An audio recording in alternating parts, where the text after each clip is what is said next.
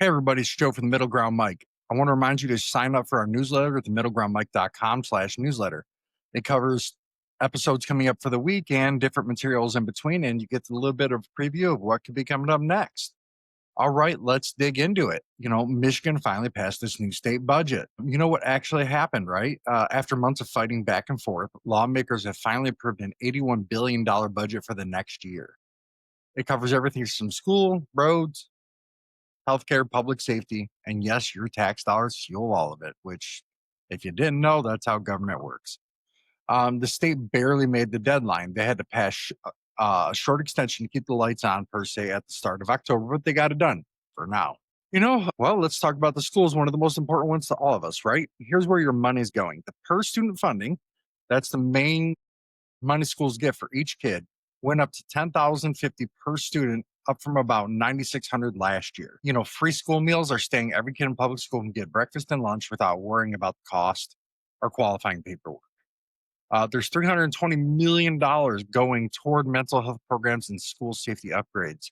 We do need more mental health. We need to teach these kids not how to coddle themselves, but we need to teach them how to handle things properly so that they can function and deal with adversity that is going to happen in life. Altogether, Michigan schools are getting $21.3 billion. That's the most we've ever seen in our state's history.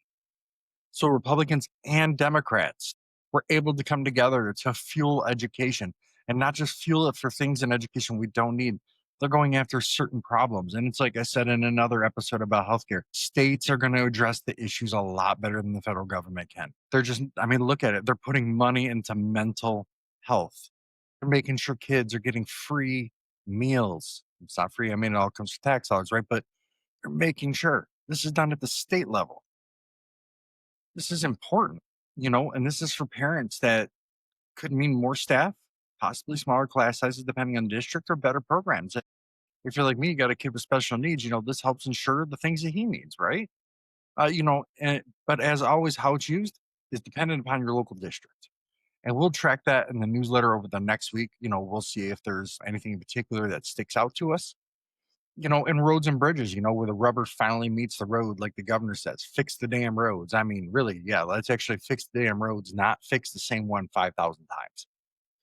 Um, you know, because if you live in Michigan, you've hit a pothole that's probably older than your car.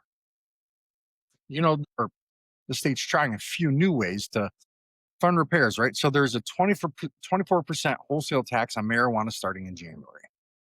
That's expected to raise about $400 million a year just for infrastructure.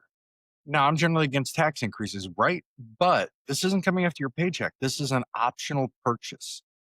This isn't something people are required to live. I know some people use it for medical reasons, things like that, but this is an optional purchase for most people. So this isn't going to go after the people that can't afford things right now. This isn't really hurting them in the pocket as much, right? But they're going to get the money they need to fix the roads.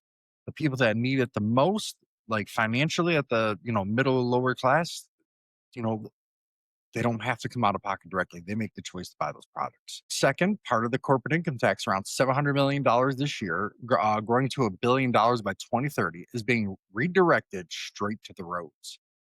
Locally, $10 million is going to the West Road Bridge project in Trenton, something downriver folks have been waiting on for years. The Allen and Van Horn Bridge. Well, the West Road Bridge too. They both are getting money. So if all that sounds like progress, it is. But the question is always, with progress, when the money turns into actual construction, the cost overruns. What safeguards are put in place to protect our tax dollars to actually make sure something's getting fixed?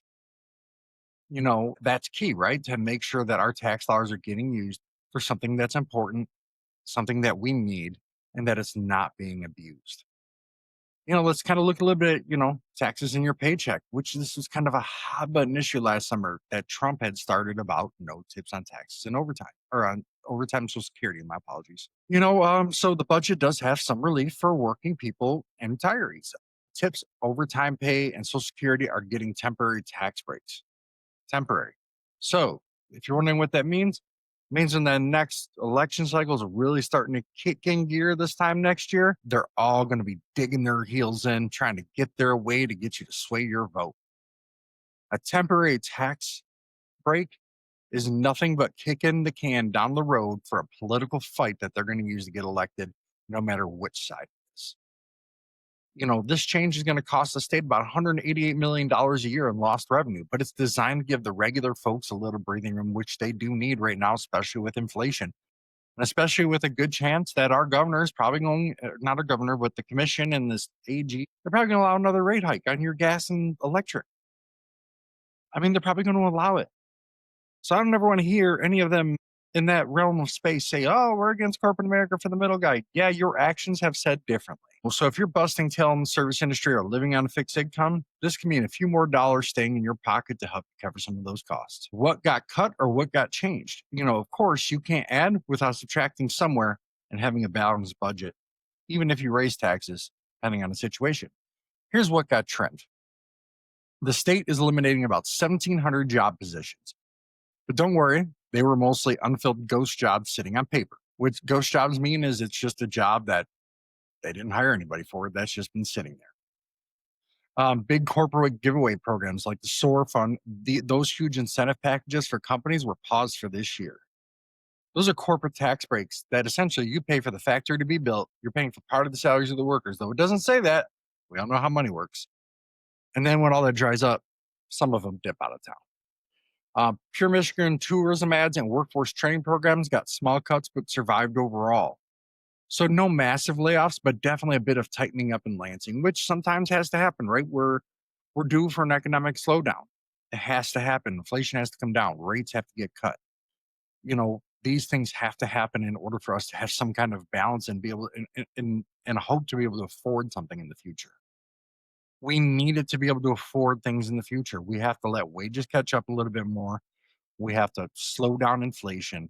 And this is a good place to start, right? Because government budgets really help inflation, even federal and locally. But what both sides are saying, right? Here's where it gets political, of course, but I'll keep it real. Democrats are calling this a people first budget focused on kids, schools, and safety. Republicans are saying it's a win for fiscal responsibility. Less waste, more accountability, fewer corporate handouts. And you know what? Both have a point. At least this time they managed to work together enough to pass something balanced. Not perfect, but not a disaster either. And it's not going to riddle future generations with massive amounts of debt. And it addressed some of our most critical needs that we have in this state. But what we need to watch about this going forward is she could still veto it or tweak some parts. Doesn't sound like she's going to, but you never know. The marijuana tax, are prices going to jump? I would imagine so. 24% hike. I don't know many companies that could absorb that without raising the price on their products. Local road projects. Will that downriver bridge and others actually get fixed and built? Or will it just be talk? Well, I can say they're at least starting prep, whatever it is, for the Allen and Van Horn Bridge over there. If you live there, hey, at least I see it sometimes when I drive by there. So I think it's, that's happening. They did do Gibraltar Road down by my house finally after a gajillion years, it feels like. And roads where barely anybody travels on in this area got fixed somehow before one of the main roads in the area. It just doesn't make any sense to me. I'm sure there's a rhyme or reason behind it, but I probably won't agree with it. In the school spending, we'll see if that record education funding really hits classrooms where it's needed. We need to cut back on administration and education. When you compare to our comparable European, every industrialized society, we are way too top heavy. That money that is top heavy could go right back into teacher salaries, adding to the classrooms, expanding classrooms, supplies, you name it. But everybody's here going to find 10 reasons why we need those people. Here's the thing. We're ranked like what, in the 20s for education now? You get over there, they don't have all that administration and they're winged. So obviously something we're doing isn't working. Not saying we have to copy their model necessarily, but one of their big focuses is they're not top heavy. We're going to be tracking all this every week on the show, every Sunday, and breaking it down in plain English, not this political mumbo jumbo. So you don't need a political science degree to understand it. You can at least get some middle of the road thought. My personal thoughts are in this budget, kind of summing it up is, a lot of things are balanced, which we always need. Finding the middle, right? They found the middle and they got something done. The one thing I wish they would have done is I really liked how Rick Snyder did it when he was governor, 2-year budgets. I think it provided a lot more stability. It gave people more of a chance. But hey, that's not how our current government chooses to do it, and that's her right to do so. And the legislature obviously didn't push the issue either. But they did the right thing. They're not saddling future generations with debt. The state budget should be balanced. Things are getting repaired, built in the communities, kids are getting taken care of. But I can't stress enough, just dumping money on education doesn't solve the problem. Parents, if you get involved, if you're able to, find somebody that can get involved, find somebody that can advocate for you, do these things, get involved, make sure your kids are getting the education you need. Don't just blindly trust people to give you the education or to give your kids the education. Get involved as much as you can. I know a lot of us are busy. I'm not involved as much as I would love to be. I got a great wife who handles a lot of that for me. And I try to be present when it's something super critical, super important. I wish I could be more involved, but work and things like that. So take that stuff seriously, right? Get involved with your kids. Make sure that that money that you're going to be paying out of your taxes actually goes to help your children. That's, to me, that's just key. Common sense. I don't know how you want to put it. I'll toss a little bit in here. That's something that was very disappointing to me. The UFL announced today, or is it yesterday, that they are moving the Michigan Panthers out of Michigan, so no longer become the Michigan Panthers. Well, I'm probably still turning on if it's on and I'm bored, but the Michigan Panthers had one of the higher turnouts. Find a smaller stadium somewhere in the state, like down in Metro Detroit. I get it's not your perfect thing, but there's a lot of options. A lot. You're just being jerks about it. I'm sorry, but it was a jerk move. One of your most popular teams in the league, when they give the Jake Bates thing out, 16,000 people. I mean, one of your highest attendance, and you're going to move a team? Get out of here. What a jerk move. I'm sorry. It just is. The business doesn't add up either for doing that. Like when you look at how it just doesn't add up. Panthers are one of your best teams. And if you think all those fans are going to follow it, sadly mistaken. But also let's talk about, hey, the Tigers, they eliminated the Guardians. The Red Wings so far are looking okay. And the Lions, man, 3-1. And they destroyed the Browns. They destroyed the Ravens. I mean, they decimated the Bears, even though they got their tails kicked by the Packers. But hey, tomorrow they take on the Bengals, who don't have Joe Burrow. So it should be another pretty darn good day for our Lions. Let's go, Lions. And at the end of the day, let's kind of sum all this up. Sports and everything, the Michigan budget, it's talking about our values, right? It's taking care of kids, investing in the roads. It's not perfect. No budget, especially from a government, ever is, but it's progress.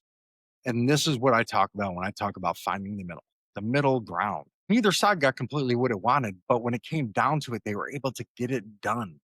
They got it done despite partisan differences. This is what we need in Washington. This is what voters at the state level need to demand from their U.S. House and senators. You need to demand that kind of like bipartisan getting it done. Like you need to demand it from your representatives. Do not give them an option. Pressure them, email them, whatever, nothing crazy or stupid or violent or anything, but like pressure them. They owe that to you. That's their job. Most of them are bad people, but they really need to know, hey, if people in Michigan and most of these states can find a balanced budget and get the things that the constituents wants done, then you're not truly doing what the constituents want, and we need to figure out why and how we can fix it. And that's what finding the middle is all about. Stay tuned, stay engaged, and again, join our newsletter at themiddlegroundmike.com/newsletter so you can know what's coming up each week. From the Sunday edition here in Michigan to quick hits and T-shirt Tuesdays, big national interviews every Wednesday and Friday, because at the Middle Ground Mike, we don't do left or right, forward. And we just talk about what actually affects you. Have a good day, everybody.